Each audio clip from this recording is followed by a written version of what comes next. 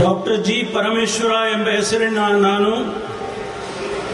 ಕಾನೂನಿನ ಮೂಲಕ ಸ್ಥಾಪಿತವಾದ ಭಾರತದ ಸಂವಿಧಾನದ ವಿಷಯದಲ್ಲಿ ನಿಜವಾದ ಶ್ರದ್ಧೆ ಮತ್ತು ನಿಷ್ಠೆಯನ್ನು ಹೊಂದಿರುತ್ತೇನೆಂದು ನಾನು ಭಾರತದ ಸಾರ್ವಭೌಮತ್ವವನ್ನು ಮತ್ತು ಅಖಂಡತೆಯನ್ನು ಎತ್ತಿ ಹಿಡಿಯುತ್ತೇನೆಂದು ಮತ್ತು ಕರ್ನಾಟಕ ರಾಜ್ಯದ ಉಪಮುಖ್ಯಮಂತ್ರಿಯಾಗಿ ನನ್ನ ಕರ್ತವ್ಯಗಳನ್ನು ಶ್ರದ್ಧಾಪೂರ್ವಕವಾಗಿ ಮತ್ತು ಅಂತಃಕರಣಪೂರ್ವಕವಾಗಿ ನಿರ್ವಹಿಸುತ್ತೇನೆಂದು ಭಯ ಅಥವಾ ಪಕ್ಷಪಾತವಿಲ್ಲದೆ ರಾಗದ್ವೇಷವಿಲ್ಲದೆ ಎಲ್ಲ ಬಗೆಯ ಜನರಿಗೆ ಸಂವಿಧಾನಕ್ಕೆ ಮತ್ತು ಕಾನೂನಿಗೆ ಅನುಸಾರವಾಗಿ ನ್ಯಾಯವಾದುದನ್ನೇ ಮಾಡುತ್ತೇನೆಂದು ಡಾಕ್ಟರ್ ಅಂಬೇಡ್ಕರ್ ಅವರ ಮೇಲೆ ಪ್ರಮಾಣ ಮಾಡುತ್ತೇನೆ.